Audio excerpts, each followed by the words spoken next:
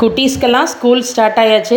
School விட்டு வர குழந்தைங்களுக்கு ஈவினிங் டைமில் நம்ம ஹெல்த்தியாக ஸ்டொமக் ஃபில்லிங்கான ஒரு ஸ்நாக் நம்ம செஞ்சு தரணும்னா இந்த ஹெல்த்தியான ப்ரோட்டீன் ரிச் அவல் லட்டுவை மறக்காமல் எல்லாருமே ட்ரை பண்ணி பாருங்கள். இந்த அவல் லட்டு பண்ணுறதுக்கு கடாயில் ஒரு 1 டேபிள் ஸ்பூன் அளவுக்கு நெய் விட்டுக்கலாம். இதில் கொஞ்சம் முந்திரி திராட்சை ரெண்டையுமே ஃப்ரை பண்ணி நம்ம தனியாக எடுத்து வச்சுருவோம். இது நம்ம லேட்டராக தான் ஆட் பண்ண போகிறோம். அதனால் ஒரு கப்பில் தனியாக எடுத்து வச்சிடலாம். இப்போ அதே நெய்யிலேயே நம்ம அவலை போட்டு ரோஸ்ட் பண்ணி எடுத்துக்க போகிறோம். நீங்கள் எந்த அவல்னாலும் யூஸ் பண்ணிக்கலாம். நான் இன்றைக்கி லேசான அவல் தான் 1 கப் அளவுக்கு எடுத்திருக்கேன். அதை போட்டு நல்லா நம்ம ரோஸ்ட் பண்ணி எடுத்துக்க போகிறோம். நல்லா நிறம் மாதிரி நீங்கள் அவல் எடுத்து கையில் உடைச்சிங்கன்னா உடைக்கிற அளவுக்கு இருக்கணும்.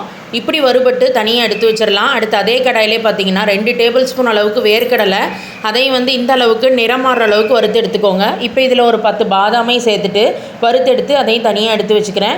கூடவே 1 ஸ்பூன் அளவுக்கு பிஸ்தா அதையும் ஆட் பண்ணிவிட்டு வறுத்து எடுத்துக்கிறேன்.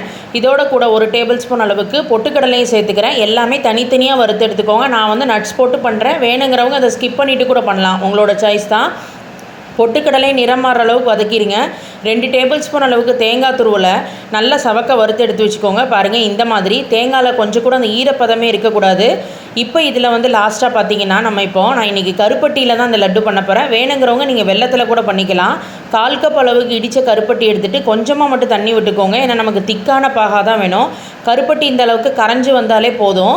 இப்போ அது ஆறட்டும். அதுக்குள்ளே பார்த்திங்கன்னா மிக்ஸி ஜாரில் நம்ம வறுத்து வச்சுருந்தது எல்லாத்தையுமே நம்ம இதில் ஒவ்வொன்றா சேர்த்துக்க போகிறோம்.